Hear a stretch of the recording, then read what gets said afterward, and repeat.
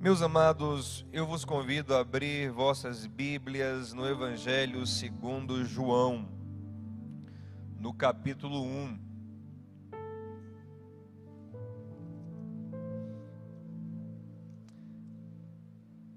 Hoje nós vamos trabalhar uma palavra que o Senhor colocou no meu coração para você, que vai requerer de todos nós uma atenção especial, para que nós possamos compreender tudo, porque eu vou falar uma coisa muito linkada à outra desde o começo, desde as primeiras palavras depois que eu ler o texto bíblico, tá bom? Então, se você der aquela zapeada, abrir o Instagram, sair para beber água, aí você já vai perder bastante, já vai ficar bem, talvez você não consiga compreender, porque vai exigir bastante nossa concentração para a gente poder entender o passo a passo, o raciocínio por trás dessa mensagem. E a minha oração é que o Espírito Santo de Deus revele ao teu coração aquilo que eu não sou capaz de transmitir, que Ele traga a genuína e a poderosa e a libertadora revelação ao teu coração. Vou fazer uma oração antes. Pai querido e amado, eu te louvo porque o Senhor fala conosco. E eu te peço, fale mais uma vez agora por misericórdia, Senhor. Abençoe as nossas vidas com a tua verdade, com a tua luz, com a tua palavra viva e eficaz, que ela penetre fundo em nós agora, trazendo transformação genuína. Por misericórdia, Senhor, apesar da minha pouca capacidade, usa-me para transmitir essa palavra tão preciosa que o Senhor me deu, e acha em cada coração um terreno muito fértil para a tua verdade, em nome de Jesus, amém. Evangelho de João, capítulo 1, a partir do versículo 1, por favor, leia o texto e leia também atento esse texto. Diz assim: no princípio era aquele que é a palavra, ele estava com Deus e era Deus, ele estava com Deus no princípio. Todas as coisas foram feitas por intermédio dele, sem ele nada do que existe teria sido feito. Nele estava a vida, e esta era a luz dos homens. A luz brilha nas trevas, e as trevas não a derrotam. Surgiu um homem enviado por Deus chamado João. Ele veio como testemunha para testificar acerca da luz, a fim de que por meio dele todos os homens crescem. Ele próprio não era a luz, mas veio como testemunha da luz. Estava chegando ao mundo a verdadeira luz que ilumina todos os homens. Aquele que é a palavra estava no mundo, e o mundo foi feito por intermédio dele, mas o mundo não o reconheceu. Veio para o que era seu, mas os seus não o receberam. Contudo, aos que receberam, aos que creram em seu nome, deu-lhes o direito de se tornarem filhos de Deus, os quais não nasceram por descendência natural, nem pela vontade da carne, nem pela vontade de algum homem, mas nasceram de Deus. Aquele que é a palavra tornou-se carne e viveu entre nós. Vimos a sua glória, glória do unigênito vindo do Pai, cheio de graça e de verdade. João dá testemunho dele, ele exclama: este é aquele de quem eu falei, aquele que vem depois de mim é superior a mim, porque já existia antes de mim. Todos recebemos da sua plenitude, graça sobre graça. Uma atenção especial agora a esse derradeiro versículo, diz assim: pois a lei foi dada por intermédio de Moisés, a graça e a verdade vieram por intermédio de Jesus Cristo. Meus irmãos, é nítido que o evangelista João, ele, nessa abertura do seu relato evangelístico, ele está fazendo uma referência à criação, ao Gênesis, à cosmologia bíblica, porque ele começa o seu evangelho exatamente como as escrituras começam, no princípio. Só que ele insere agora, ou ele revela um elemento especial, que é Jesus Cristo, a luz do mundo. O que João está querendo nos dizer aqui é muito poderoso. Ele quer dizer, em Jesus houve um recomeço. A vinda de Jesus para a terra é tão importante quanto a criação lá no início, porque é como se fosse uma recriação. É o começar de uma nova era. E você lembra que a primeira ação de Deus no mundo em trevas, no mundo sem forma e vazio, foi dizer: haja luz. E João diz que Jesus é essa luz criacional, essa luz inicial. João está dizendo para a gente, olha o versículo 5, ó, a luz brilha nas trevas. Versículo 9, chegou a luz verdadeira que ilumina todos os homens. Lá em Mateus 4,16, citando Isaías 9,2, Mateus diz que Jesus é a luz que veio para o mundo que estava em trevas. O mundo estava em trevas. Então, o que João está dizendo aqui é que Jesus é o segundo haja luz de Deus. A terra era sem forma e vazia, e Deus disse: haja luz. E mais uma vez na história, Deus diz: haja luz. Paulo afirma exatamente isso, só que de uma maneira mais interior, em 2 Coríntios 4,6. Ele fala que Deus, o Deus que disse que das trevas resplandeça a luz, foi Ele quem brilhou em nossos corações para a iluminação do conhecimento da glória de Deus na face de Cristo Jesus. Ele está dizendo a mesma coisa, que Jesus é o haja luz de Deus. Então, observe uma coisa, se Jesus é o haja luz, então a terra está em trevas, concorda comigo? Porque o haja luz é uma fala para as trevas, ok? Agora me diga uma coisa, não havia toda uma revelação de Deus até então? Profetas e mais profetas não passaram na terra antes de Jesus? Deus não caminhou com os homens? Deus não deu mandamentos aos homens? Deus não fez tanta coisa antes de Jesus? Como é que tudo isso pode ser chamado de trevas? Observe, o que João está dizendo, o que o Espírito Santo está dizendo através de João, é que a luz de Jesus ela é tão grande que em contraste com todo o resto é uma escuridão, é uma penumbra, é um lugar sombrio. Tem uma metáfora filosófica que vai ajudar bastante a gente a entender isso aqui, que é a alegoria da caverna de Platão. Quem já ouviu falar sobre essa alegoria da caverna de Platão? Vou explicar rapidinho, de maneira bem resumida.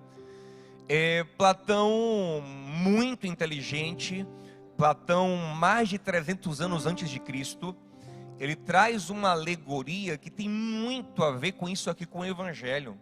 Atenção, eu não estou dizendo que Platão é bíblico e tudo que Platão fala é inspirado, é divino, não estou dizendo isso. Eu estou dizendo que nisso Platão se aproxima muito da verdade de Deus quando ele propõe isso, tá bom?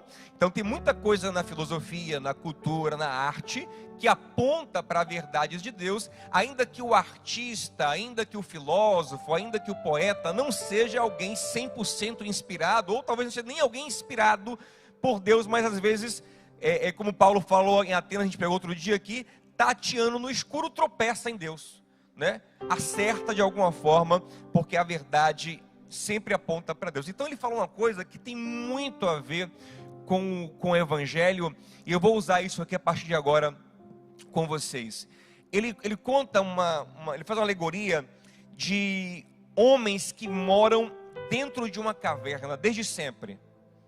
Desde a mais tenra infância, essas pessoas moram dentro de uma caverna e nunca saíram ao mundo exterior, nunca. E Eles nem sabem que existe esse mundo exterior. Para eles, tudo que existe é a caverna. Perto da entrada da caverna tem uma fogueira. E essa fogueira projeta sombra das coisas que passam na porta da caverna, nas paredes interiores da caverna. Então, passou um cavalo. Esse cavalo passa, a sombra desse cavalo é projetada pela luz do fogo na parede da caverna. Passou um homem, a sombra do homem é projetada. Passou um pássaro, a sombra é projetada. Foi como aqueles homens nunca viram outros homens, nunca viram cavalo, nunca viram pássaro. Eles passam a achar que a sombra é a realidade. Você consegue conceber isso? Eu nunca vi um cavalo. Passa uma sombra de cavalo na minha frente. Para mim, que também não sei qual é o conceito de sombra, aquilo é a coisa em si. Você entende isso? E, gente, é exatamente esse o conceito bíblico sobre a revelação de Deus antes de Jesus. Deixa eu mostrar. Olha o que Paulo diz em Hebreus 10:1. Ele fala assim, ó: a lei traz apenas uma sombra dos benefícios que hão de vir, não a realidade dos mesmos. Ó, a lei, o tempo de Moisés, o tempo da lei, que tinham vários princípios maravilhosos, trazem apenas uma sombra e não a realidade. Preste atenção nisso. Sombra e não realidade. Não é a verdade. Pastor, então é uma mentira? Não, não é uma mentira. É uma projeção da verdade. Você entende a diferença disso? Compreende? A minha sombra é uma mentira? Não. Agora a minha sombra sou eu? Pronto. Perfeito. É por isso que o versículo 17, olha o que João fala. Ele fala assim, ó: a lei veio por Moisés, mas a graça e a verdade vieram por Jesus Cristo. Até antes de Jesus, a verdade, a essência da coisa não tinha sido mostrada. Então Deus mostrou a mentira ao povo? Não, Deus mostrou o que eles podiam ver, a sombra. Você entende? Eles não tinha chegado a hora de sair da caverna. Platão diz que tem uma hora que um deles vai sair da caverna. Então chega uma hora que Deus vai tirar os homens da caverna. Então vai mostrar a eles a verdade. Paulo fala a mesma coisa em Colossenses 2,16. Ele fala dos rituais do Antigo Testamento. Ele fala assim, 17: estas coisas são sombras do que haveria de vir. A realidade, porém, encontra-se em Cristo. Aí você fala assim, pastor, que maravilha, porque graças a Deus nós já estamos em Cristo, nós já estamos na revelação da verdade, né? Talvez. Depende de como a sua mente está. Aí que está a grande questão. Porque Paulo ora pelos Efésios, pelos irmãos de Éfeso, no capítulo 18 da sua carta, ele fala assim: eu oro para que Deus ilumine os olhos dos vossos corações. Ou seja, é possível que eu tenha toda uma construção religiosa, conhecimento bíblico, experiências até com Deus, como tinham os homens antes de Jesus, gente. Antes dele nascer, Maria teve experiências com Deus, né? João Batista tem experiências com Deus. Isabel tem experiências com Deus. Só para colocar o Novo Testamento. Nem falou o Antigo. Mas existiam manifestações de Deus antes de Jesus nascer. Entretanto, todo mundo ainda estava vendo sombras. E não via uma verdade. Então é possível que você, mesmo pós-Cristo, continue ainda vendo sombras. Continue ainda não percebendo e vivendo a realidade do que Deus propõe para você. Isso é muito possível, isso é muito comum. E é muito provável, eu acrescento, é muito provável Até porque a revelação é progressiva, a maturação é progressiva. Lembre que Paulo escreve aos Coríntios e fala assim: eu dei para vocês leitinho, não dei ainda alimento sólido, vocês não podem receber. Engraçado que Platão fala também sobre isso. Ele fala que o homem, assim que ele sai da caverna, ele se sente mal, porque a luz é forte demais para ele. É a mesma ideia. Lembre que Saulo de Tarso, quando ele encontra Jesus, ele fica cego. A luz de Jesus o cega. Você entende isso? Então, esse conceito de uma revelação progressiva que, infelizmente, a gente às vezes não tem, mas vamos ter em nome de Jesus, amém, gente? Vamos sair das sombras e ver a verdade. Agora, para ficar ainda mais fácil de compreender aquilo que eu quero falar, eu quero usar uma outra metáfora. Mas, para eu saber como usar essa metáfora, eu tenho que fazer um censozinho rápido aqui. Por favor, responda, porque é importante. Quantos aqui já assistiram pelo menos o primeiro filme da trilogia Matrix? Pô, uma galera ótima, muito bom. Quantos não assistiram nem o primeiro filme do Matrix? Nem o primeiro. Poucos, né? Tem gente que nem assistiu nem não assistiu. Essa categoria sempre me deixa curioso. Nem assistiu nem não assistiu. Essa categoria é muito curiosa, essa categoria. Mas faz o seguinte, é a galera anti-questão, não me pergunte nada, que eu não vou responder, meu, não me pergunte nada não, meu bracinho não levanta. Deixa eu te falar uma coisa, mesmo quem não assistiu, eu vou tentar falar aqui da maneira mais explicadinha possível para você poder compreender. Você deve lembrar do Matrix, né? Quem assistiu, quem não assistiu, preste atenção. Bem resumidamente, o que é que o Matrix propõe? O Matrix, que é baseado na alegoria da caverna de Platão, o que é que ele propõe? Que toda a humanidade está num mundo imaginário. É muito mais que uma caverna, é toda uma vida. Sua relação com o pai, com o filho, com o cônjuge, seu trabalho, tudo é uma grande ficção mental, artificial, tudo. Mas o ser humano, de fato, ele está preso a uma máquina, e ele é uma bateria viva. As máquinas dominaram o mundo, né? E usam os seres humanos como baterias para carregar suas próprias baterias, né? Que usam como fonte de energia, bioenergia. Mas tudo que o homem vê é ilusório. Ele, na verdade, está preso a uma máquina com um negócio enfiado no seu cérebro, e tem imagens de computador sendo projetadas na sua mente. É como se fosse um grande sonho. O homem está sonhando, tudo que ele está vendo. Você já teve um sonho muito real? Não é uma viagem, você acorda, caramba, não é possível que era sonho aquele negócio. Eu senti o gosto, eu senti o cheiro, eu vi a cor, eu vi os detalhes. Não é possível que aquilo era um sonho. Então Matrix trabalha com essa ideia, tá bom?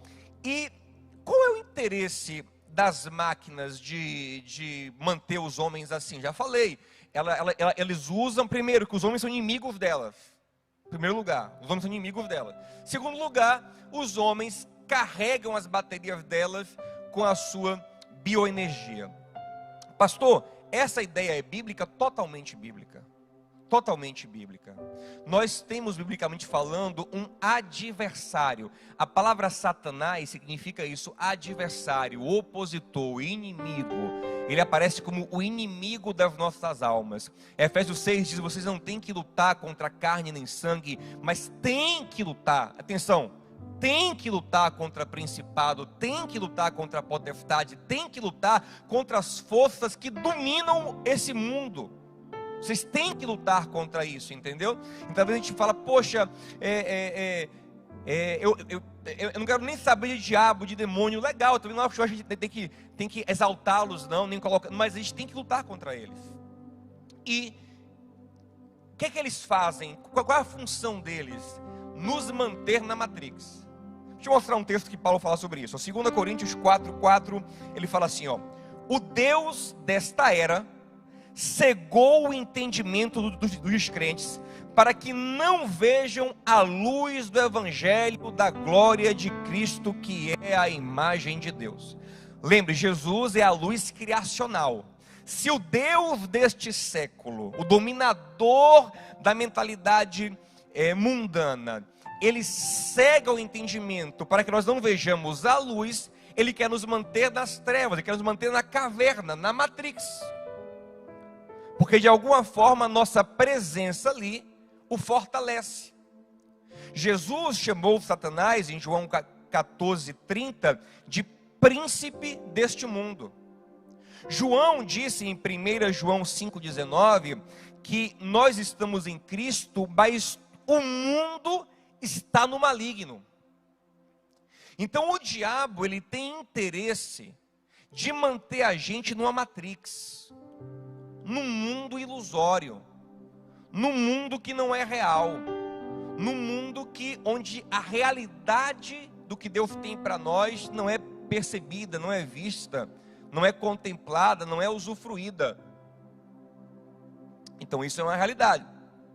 Aí você lembra que no Matrix, a esperança dos libertos é um salvador, um escolhido profetizado. Lembram disso?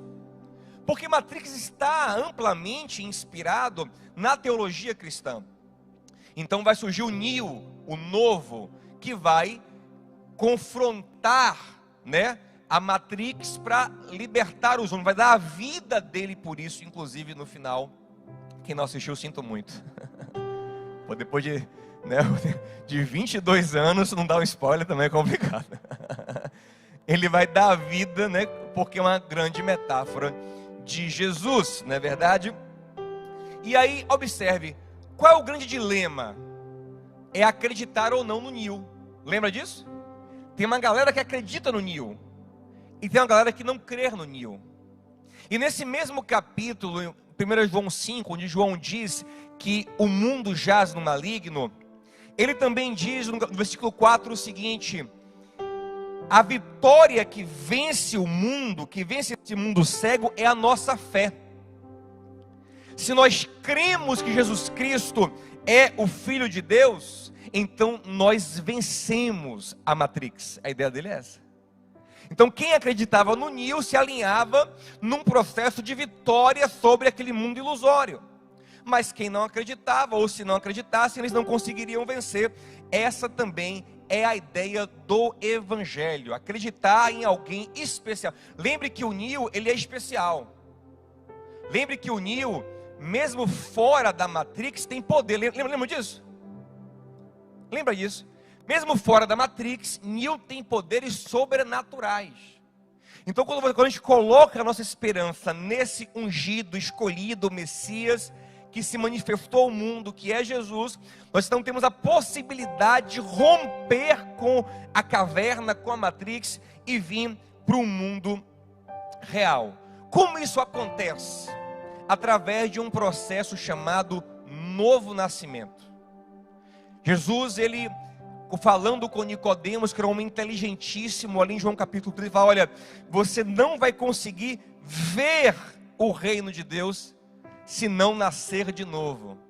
João capítulo de número 3, versículo 3, interessante, que no 5 ele fala que não é possível entrar no reino, mas no 3 ele fala que não é possível nem ver o reino sem nascer de novo. Você entende isso? No Matrix também tem isso. No Matrix o cara só tem consciência da realidade quando ele renasce. Lembra aquela cena do Neo nascendo de novo, ele rompendo aquela película, parecendo a bolsa miniótica mesmo. Ele sai dali e ele acorda, aí é desconectado, ele vem para o mundo real, ele nasce de novo. Então a mesma coisa tem que acontecer com a gente. Só conseguimos ver, não é nem entrar, ver, perceber. É tipo assim: eu sei que há Jesus, há o reino de Deus, mas não estou afim não é nem isso. Você não consegue ver sem ter essa experiência, que não é só cognitiva, passa pela sua cognição, mas ela é espiritual, ela é suprarracional. Lembrem disso. Nicodemos chega em Jesus e fala: Jesus, me explica. Ele fala assim, ó, você é mestre e não sabe? Nem tem como saber, Nico. Porque só vai saber quem nasceu do Espírito. Você entende isso? Ah, então vou estudar, vou comprar livros de teologia. Eu conheço gente curiosa, gente inteligente, estudiosa, que assim que chega na igreja, faz o que eu também faço. Assim, qualquer coisa que eu gostar, que eu chegar, eu quero saber, quero entender. Aí eu vou comprar livro, aí eu vou pesquisar, eu vou para o Google, lógico, né? Eu vou querer entender aquilo ali. Então tem muita gente que chega na igreja, fala, peraí, como é que é esse negócio aí, igreja? Esses dias mesmo, eu conversei com alguém e ele me falou assim, achei muito, muito legal isso. Ele falou assim, pastor, sabe que eu demorei de dar crédito à igreja evangélica? Porque eu pensei assim, peraí, os católicos estão aí há 2000 anos? Vou dar moral aos caras que começaram agora? Não, acho que os mais antigos. E é um raciocínio muito inteligente. Por que esses caras agora, há 500 e poucos anos atrás, agora se arvoram até a verdade? Não, peraí. Então assim, é legal esse tipo de raciocínio, de mentalidade, investigar. Mas eu conheço muita gente que entra nesse processo, mas não nasce de novo. Enxerga muita coisa da teologia, mas os olhos não conseguem ver o reino de Deus. E como eu sei que eles não conseguem? Porque eles não dão o fruto de quem vê. Que eu vou falar no final. Esse é o nosso objetivo. Eu não estou aqui para querer mostrar a você como Matrix é legal, não. Eu quero mostrar a você o resultado disso. Eles não têm o fruto de quem vê. Eles não vivem como quem está vendo a realidade. Então isso é espiritual. Outro exemplo bíblico, lembre de Saulo de Tarso. Ele está indo a caminho de Damasco, com muita convicção teológica no coração, homem muito inteligente, poliglota, discípulo do melhor mestre da época, que era Gamaliel, um homem multicultural, né? De Tarso, que era um centro filosófico da época, cidadão romano, fala grego, deve entender latim também, hebraico, aramaico, estudioso, cara, cabeçudão.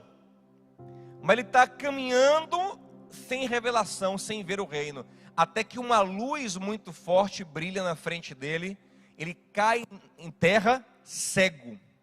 Isso é muito simbólico. É Deus dizendo assim, ó, Saulo, por mais inteligente que você seja, você ainda é um cego. Que coisa forte. Ah não, pastor, mas graças a Deus que eu aceitei Jesus. Eu levantei a minha mãozinha e vim na frente. Eu até me batizei já, pastor, agora já veja. Quem disse? Lembre da igreja de Laodiceia. É uma igreja. Igreja. Jesus fala que está no meio dela, inclusive. E o Senhor fala, você é cega. Você não enxerga. Ah, mas eu tenho doutorado, eu tenho mestrado, eu tenho PhD. Você é cega. Só pode ver se eu me revelar a você. Paulo está cegão. E engraçado que, rapaz, é impressionante isso.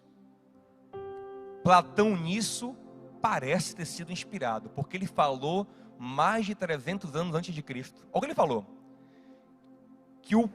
Que os homens, quando tivessem o primeiro contato com a luz, provavelmente ficariam primeiro cegos e depois iam vendo aos poucos. Quer uma coisa fortíssima no Matrix? No Matrix, não sei se você lembra, que Neo está se queixando de dor nos olhos, quando ele está sendo ali ajudado numa maca, na nave de Morfeu. Lembra disso? Está com dor nos olhos, fala, meus olhos doem. E aí Morfeu fala uma coisa fortíssima, e fala assim, ó, sabe por que seus olhos doem? Porque você nunca usou os seus olhos. Uau!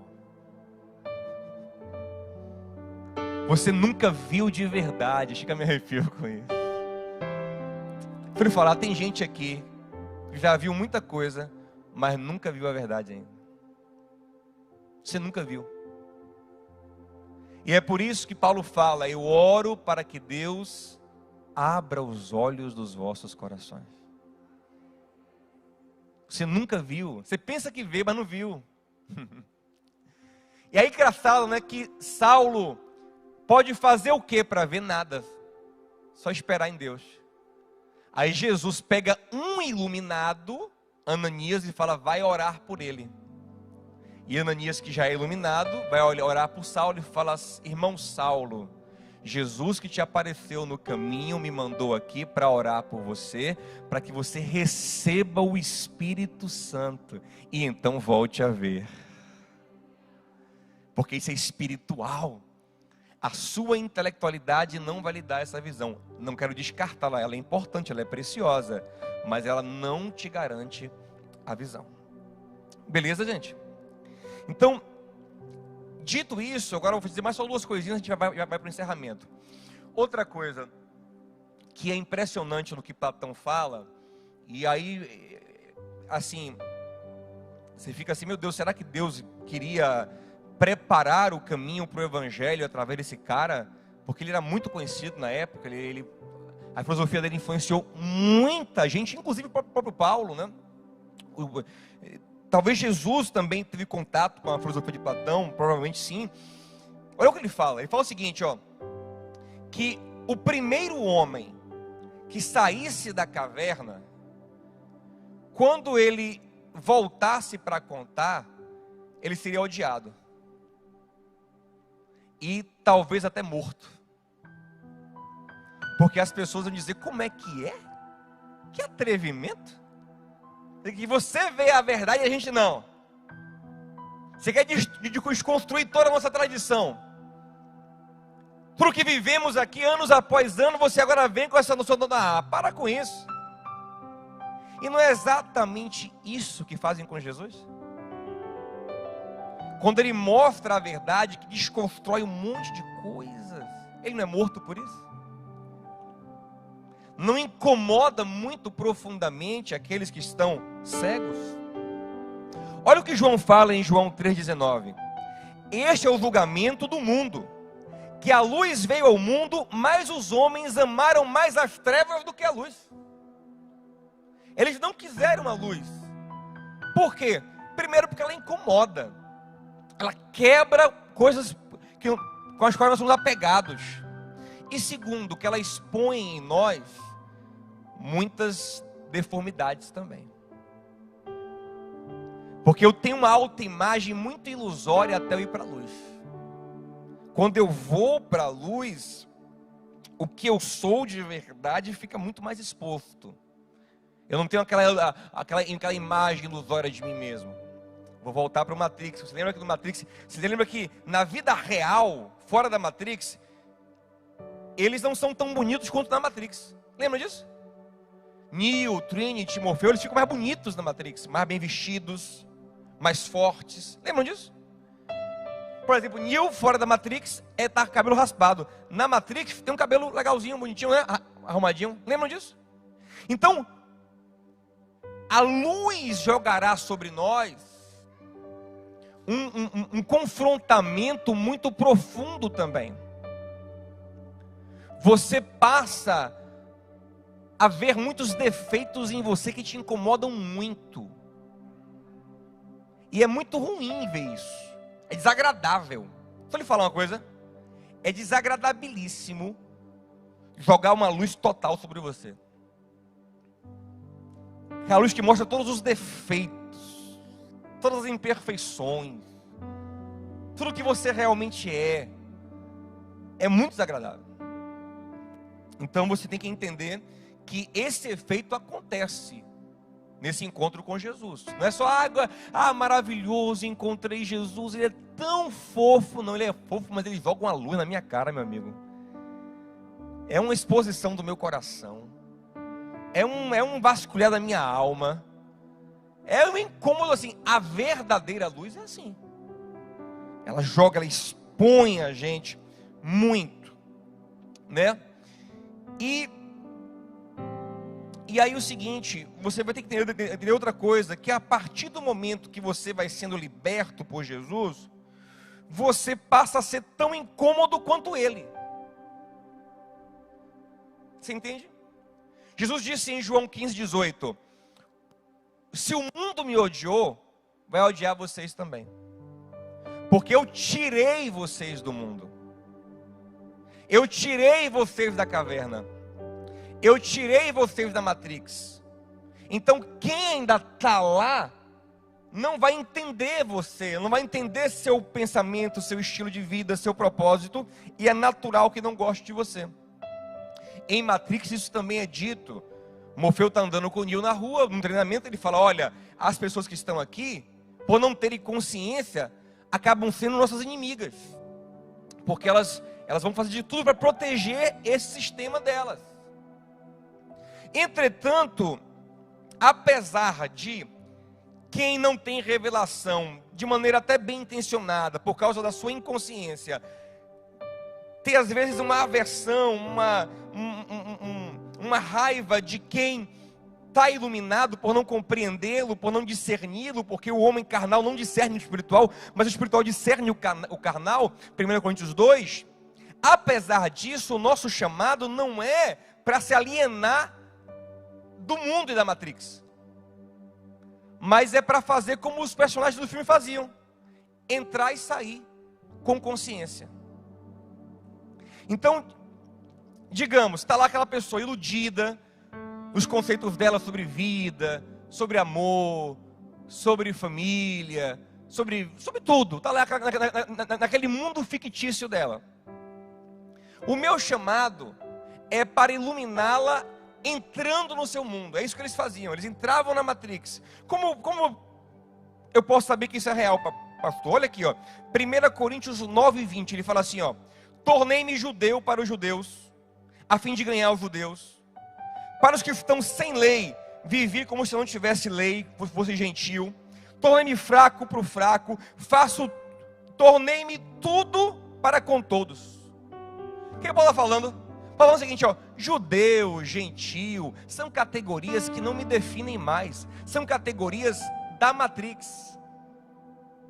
Mas eu, para poder me relacionar com eles que ainda estão cegos, eu me conecto e eu entro, só que eu entro com consciência. Eu não entro, tipo, esquecendo quem eu sou, não. Eu entro com consciência. Então, o nosso chamado é para se relacionar com todo mundo. Em nível cultural, social, acadêmico, familiar, né? No campo, na cidade, nas regiões diferentes do país, nos países diferentes. Nós temos que ter capacidade de entrar em todas as realidades, mas manter a nossa consciência de cidadania celestial. Não é entrar com ar de superioridade, não é isso, é com humildade, com graça, com misericórdia, mas com uma consciência muito vívida da realidade que nós temos. Mas pastor, que realidade é essa? Eu vou chegar lá, mas antes entenda isso, que eu não estou lhe chamando para dizer, opa, agora são eles lá cegos e nós que enxergamos. Não, você enxerga, mas você passeia em todos os lugares, mas com a sua consciência firmada, até para poder convencer. Por exemplo, lembre como o Neo é convencido a sair. Aparecem para ele na Matrix e convencem ele. Morfeu pergunta a ele, você quer conhecer a verdade? Aí tem a pílula azul, a pílula vermelha, lembra disso?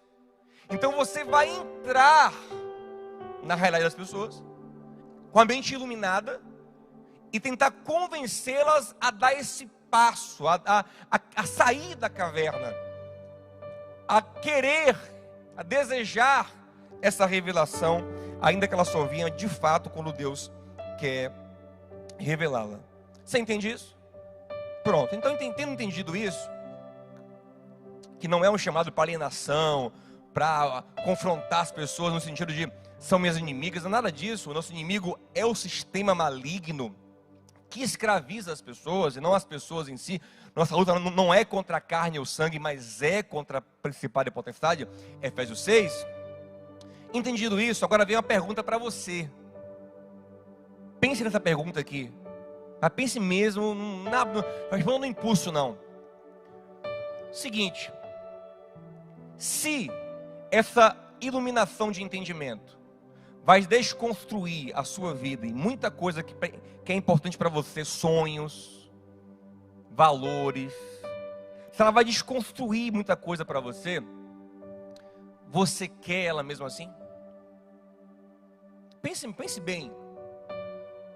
Você quer mesmo isso? Pastor, é possível não querer? Se é. Se é. Às vezes a gente não quer desconstruir a minha, não. Esses dias também estava conversando com alguém, tentando explicar isso. Falei, rapaz, olha, isso, tente entender isso com uma visão superior. E a pessoa, na obsessão, fala, não, eu não aceito. Você sabe, a gente não quer abrir mão do que nós realmente gostamos e amamos. A gente não quer essa desconstrução. No filme, o cara que trai, que ali representa talvez Judas, o cara que trai a equipe de Neo, de Morfeu, ele trai dizendo isso. Ele fala, olha, a ilusão é a felicidade. É uma doce ilusão. Eu gosto de viver iludido. Eu quero viver iludido. Eu não quero saber a verdade. Como aquela pessoa que fala assim, ó, se eu sou traído, eu não quero nem saber. Não tem isso? Não quero nem saber, porque eu não quero ter essa dor, não quero ter essa frustração, não quero me lidar, eu quero pensar nisso. Então é a mesma coisa. Você realmente quer uma verdade que talvez te faça olhar para o casamento de uma maneira diferente, olhar para os seus sonhos, para a sua vida, para as suas metas, tudo. Rapaz, não é nada daquilo que eu imaginava. Não é. Ele vai mexer com relacionamento, vai mexer com tudo, vai mexer com a sua cabeça. Você vai ser uma outra pessoa. Você quer isso? No filme era pílula azul e pílula vermelha. Pílula azul, você continua na sua vida ilusória, conformada e beleza. Pílula vermelha, você vai ter que se despertar. Então hoje, você tomaria essa pílula. Porque é o seguinte, lembre que a vida fora da Matrix mora numa caverna subterrânea. Inclusive a cidade, né, deles chama Zion, que é Sião, Jerusalém. Olha a metáfora do povo de Deus. Zion é subterrânea, uma cidade esquisita. Eles moram em Zion e alguns ficam em naves desconfortáveis. A vida dentro da Matrix era mais confortável, materialmente falando. Então, minha pergunta de novo para você é: você quer isso? Você quer ter uma desilusão profunda acerca de um monte de coisa? Porque é isso que vai acontecer com você. Um monte de coisa que é uau! Vai ser tipo assim, ó, legal. Por exemplo, Paulo optou, e ele recomenda que ele vai falar Romanos 12:2, né?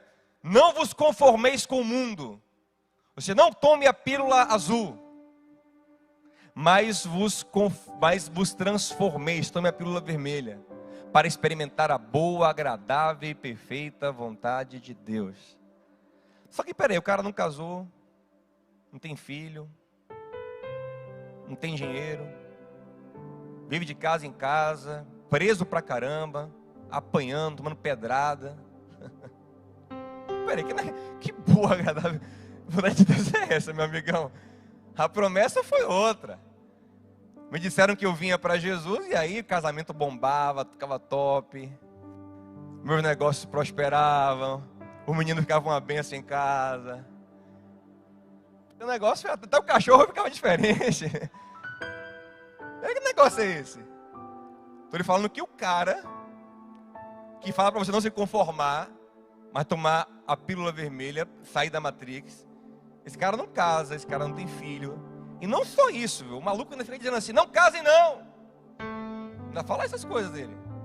1 Coríntios 7, né? Aí depois ele vai dizer, tá tudo bem, né? Vocês não aguentam, não? Então casem. Vocês não aguentam, né? Para não se prostituir, casem. Mas ele fala como se fosse uma coisa, sabe, não, é legal. Quer casar? Legal, casa, é bênção. Quer comprar uma casa? Legal, é. Mas um cara fala assim, ó, eu sei ter abundância, sei passar fome, posso todas as coisas em Cristo que me fortalece. Como vai ser, nada na Matrix me ilude mais, porque eu sei que essa não é a minha realidade. Lembra que o cara que quer trair eles, no filme, ele pega, tipo, sei lá, uma carne e fala assim, eu não quero nem saber que isso aqui é ficção. Eu quero mais sentir o sabor. Lembra disso? Paulo está falando o seguinte, ó. Quando eu sinto uma dor profunda nessa dimensão, eu sei que ela é uma ficção. Em verdade, ele fala em Romanos 8, apesar das dores, perseguição, fome, nudez, perigo, espada, eu sou mais do que vencedor em Cristo Jesus. Como assim? Nesse mesmo texto ele fala, somos entregues à morte todos os dias, mas me sinto mais do que vencedor. Nem o presente, nem o futuro, nem demônio, nem a vida, nem a morte, nem coisa alguma pode me desconectar do amor de Deus. Nada que aconteça aqui pode me desconectar de uma realidade profunda que eu conquistei ao sair da caverna. Mas as ilusões acabaram. É um outro tipo de prazer, você entende isso? É um outro tipo de alegria. É uma outra mentalidade. Não tem mais obsessões, não tem mais idolatrias, não tem mais... Você é minha amada, minha alegria. Eu conto de fato, minha fantasia, meu paz que eu preciso para sobreviver. Acabou. Isso não existe mais. Então a gente não ama até mais. Maridos deem a vida pela mulher, como Cristo amou a igreja. Mas não tem mais ilusão de que ela é a paz que você precisa para sobreviver. Não tem mais a ilusão que seus filhos não tem mais. Eles são maravilhosos, mas até sem eles você vive. O que chocava os romanos é que qualquer povo, quando você mexia com os filhos, eles se entregavam. Mas os cristãos viam seus filhos serem queimados vivos, jogados aos leões e cantavam louvores a Deus. Como é que eles conseguem ter essa força, essa alegria, essa paz? E isso enlouquecia Roma. Isso chocava todo mundo. Entenda, eu não estou dizendo para você não amar. Pelo contrário, você vai amar e vai amar mais. Mas você não vai idolatrar mais coisa alguma. E pastor, isso é bom por quê? Porque isso é atrativo? Por que eu faria isso? Porque, meu irmão, você se torna plenamente resolvido. Para de idolatrar, e quando eu idolatro, na verdade eu estrago, eu sufoco, eu corrompo. Um casamento idolatrado ele é corrompido, um filho idolatrado é corrompido, uma profissão idolatrada é corrompida, é manipulada, é infeliz. Mas quando eu já sou feliz, independente do casamento, do filho, do emprego, eu faço as coisas serem felizes, porque eu sou feliz. Você entende? O mais que vencedor chegou para a relação, o mais que vencedor chegou para o trabalho, o mais que vencedor chegou para a vida. É uma outra mentalidade, é uma outra construção, é uma outra perspectiva. As idolatrias acabam, os ídolos morrem, e você é resolvido. E você é feliz. Eu vou, só para encerrar, vou ler aqui alguns textos de Efésios, porque é aqui que Paulo trata muito dessa dimensão. Romanos também, como já falamos, mas Efésios trata muito. Olha aqui, ó.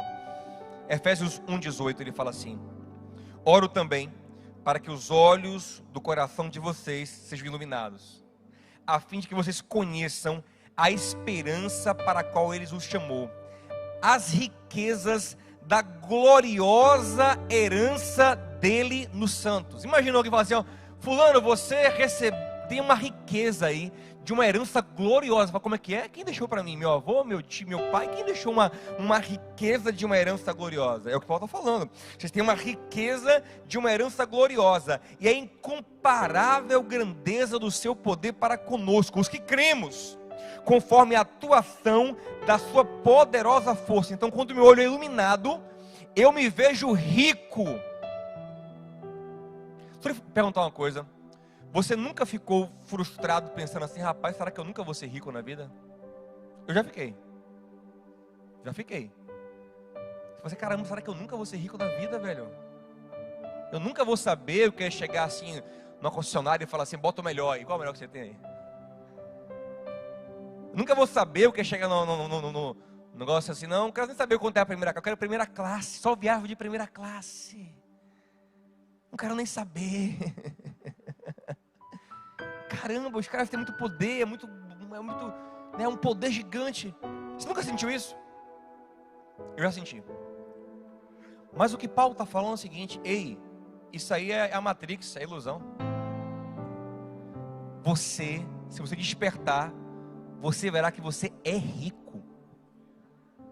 Entenda, isso aqui não é teologia da prosperidade, não. Ah, como é que é, pastor? Quer dizer que as riquezas estão à disposição, só determinar, profetizar, tomar posse, bater o pé 3 vezes de manhã? Não, não é isso que eu estou falando. É só ir na loja da BMW, botar a mão e dizer, recebo, é meu, tomo posse, Deus transfere do ímpio para o justo. Eu tomo posse, é meu, eu recebo, eu tomo no mundo espiritual, porque no mundo espiritual já é meu. O que Paulo fala, né? Tudo é vosso, Paulo fala em Coríntios. Tudo é vosso. Não é isso. É uma consciência de que eu sou espiritualmente muito rico. Isso sim se reflete na materialidade, sim, não no que eu quero, mas no que eu preciso. Você entende? Porque é muito, ouça uma coisa, é muito melhor ter o que você precisa do que o que você quer. Sabe qual é os problemas da nossa vida? Os pepinos da nossa vida é quando nós buscamos o que queremos e não o que precisamos. Você acorda de manhã, você quer o quê? Malhar? Só Celcinho e Milady. Você quer dormir, meu amigo. Você quer comer coisa errada. Mas você precisa malhar, você precisa comer de certo. Então os nossos problemas acontecem quando a gente faz o que a gente quer e não o que a gente precisa. Então quando eu estou conectado com Deus, eu fico muito mais perto de viver o que eu preciso. Então eu sou muito mais feliz. Porque é Deus que sabe se eu posso ser rico materialmente ou não. E se eu sou rico nele, se eu tenho tudo nele, e ele não me enriquece materialmente, porque ele diz, Diogo, você não precisa, você não pode ter riqueza material. Asaf falou isso. Senhor, não me dê muito dinheiro, senão eu vou me desviar. Também não me dê muito pouco dinheiro, senão eu vou morar. Me faz classe média. Está na Bíblia. Está nos Salmos. Então a melhor coisa do mundo é receber o que você precisa. Mas você só receberá o que você precisa se seus olhos estiverem iluminados, para estar conectado com Deus que te guia, que te aconselha e que te dá tudo. Ouça a coisa, o Senhor é o teu pastor, nada do que você precisa te faltará. Então quando eu entendo isso, eu me sinto muito rico. Porque a minha dieta é balanceada, você entende? A minha vida é balanceada. A minha vida é guiada. Eu não vivo por aí. Abraão não era o homem mais rico do mundo na sua época, mas era o mais abençoado, porque Deus o guiava. Sai da tua terra, Abraão, vem andar comigo. Aleluia! Jesus não era o homem mais rico do mundo, mas era o mais rico do mundo. Você entendeu agora? Ele não é o mais rico, mas ele é o mais rico. Porque tudo, ele fala, Pai, tudo que eu te falo, o Senhor me ouve. Até morto de 4 dias, o Senhor levanta se eu pedir.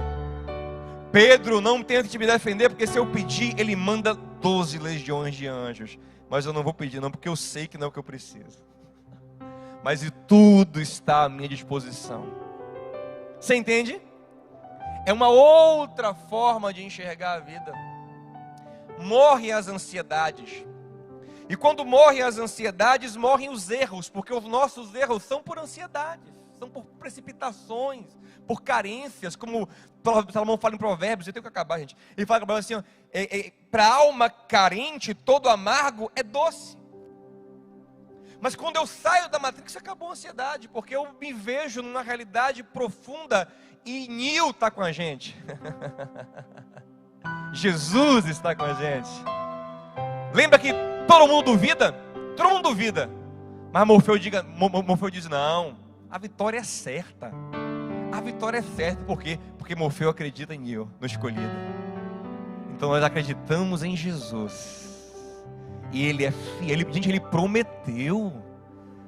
Ele disse, vou estar com vocês todos os dias. Vou preparar lugar. Celebrem a ceia até que eu volte. O destino é comigo. Eu vou resolver tudo. Eu estou com vocês. Eu governo o mundo espiritualmente. Mas só para a gente encerrar aqui, ó. Efésios 1:3, ele fala assim, ó: bendito seja o Deus e Pai de nosso Senhor Jesus Cristo, que nos abençoou com todas as bênçãos espirituais nas regiões celestiais em Cristo. Todas as bênçãos. Paulo está orando para que os efésios possam enxergar que eles têm todas as bênçãos. Todas as bênçãos. Em Efésios 2:6 ele fala que o Senhor nos fez sentar com Cristo em lugares celestiais, ou seja, posicionamento de autoridade com Deus. A gente tem poder na terra. Em Efésios 3:16 em diante ele fala que ora para que o Senhor fortaleça os irmãos no homem interior, para que Cristo habite no coração deles, para que eles possam compreender a largura, o comprimento, a altura e a profundidade do amor de Deus. Compreender a dimensão gigantesca desse amor onde estamos imersos. E ele fala mais, o amor de Cristo que excede todo o conhecimento. Eu vou conhecer, experimentar, triada com aquilo que excede a minha razão. E ele fala para que sejam cheios de toda a plenitude de Deus. A minha poupança pode não estar cheia, talvez até a minha geladeira não fique cheia, mas eu posso estar cheio de toda a plenitude de Deus. Porque até na fome, Paulo disse, eu estou cheio de Deus. Nem fome, nem nudez me separam desse amor. Você entende? E aí ele vai dizer no versículo 20, que Ele é poderoso para fazer infinitamente mais do que pedimos ou pensamos. Muito além do que você pensa, pelo poder dEle que atua em nossas vidas. Agora, para encerrar, eu refaço a pergunta. Você quer isso? Ou prefere ficar iludido? Não, pastor, me deixa de boa, esse negócio é muito louco. Esse chá de cogumelo eu não vou não. É louco, velho. Vai ficar agora acreditando que eu sou espiritualmente abençoado. E você é besta. O justo viverá da fé. Você tem que escolher viver pela fé. Se você realmente não crê, não vá não, que é barril. Quem vai andar com Jesus sem crer afunda. Mas quem vai andar com Jesus crendo anda sobre as águas. Fique em pé comigo em nome de Jesus.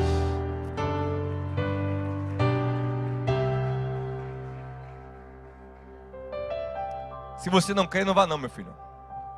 Se você não crê, ouça o coaching, 10 passos para o sucesso, né? Como ficar rico em 21 dias e tal. Para fazer o curso de trader. Nada contra, né? Nada contra. Se bem usado, tudo tem seu lugar. Mas tem que crer. Você tem que entrar nessa viagem. Você tem que entrar nessa onda. Você tem que crer nisso aqui. Você tem que crer em Jesus. Você tem que crer nesse haja luz. Eu sei que muita gente tem medo de entrar nessa vibe e se tornar desinteressante. Deixa eu falar uma coisa. Quem tem que se interessar por você se interessará. Sabe? Aos olhos certos você vai brilhar ainda mais. Entenda isso. Tenha medo não. Só creia. Eu quero orar com você agora. A gente vai encerrar o culto orando. E eu queria que você dissesse para Deus, muito verdadeiramente: Senhor, eu quero. Se você quiser. Eu quero, Senhor. Eu não falo nada, pastor, é para quem vai aceitar Jesus. Não, é para todo mundo, é para mim também. Eu preciso enxergar muita coisa. Tem muita coisa na minha vida que ainda é sombra e eu acho que é a realidade, mas é só sombra. Isso não tem a ver se você é bom ou mal. Porque os homens de Deus no Antigo Testamento eram homens santos, mas viam sombras. Então tem coisa que você está aí. É engraçado, né? Quando a gente já enxerga em algum aspecto, eu vou atender alguém e fico assim: meu Deus, se ele soubesse que não é nada disso. Sabe? E a pessoa está ali ansiosa, está ali nervosa, está ali apreensiva, está ali. Eu digo: meu Deus, isso é só sombra, filho. Porque a sombra muitas vezes é distorcida, né? É uma imagem esquisita, né? Aumentada da coisa. Você pensa que é um leão, você vai ver um gatinho que está ali, né, fora. É um gatinho que está projetado na parede. Você pensa: é um leão que vai me pegar. Não é um gatinho que está passando ali, né? Às vezes também é um leão, você pensa que é um gatinho, também de minha ação pode diminuir também. Então, eu quero que você ore e fale: Senhor, eu quero ver a verdade. Verdade sobre tudo. Eu quero enxergar, eu quero ver quem realmente eu sou, que bênção é essa que eu tenho. Como eu falei, como você vai saber que você chegou nesse lugar? Quando o seu coração está resolvido. Salmo 37, 4. Deleita-te no Senhor, e Ele satisfará os desejos do seu coração. Está resolvido. Você vive como quem ganhou na Mega Sena. Sabe? Pô, ganhei milhões, estou de boa. Espiritualmente falando.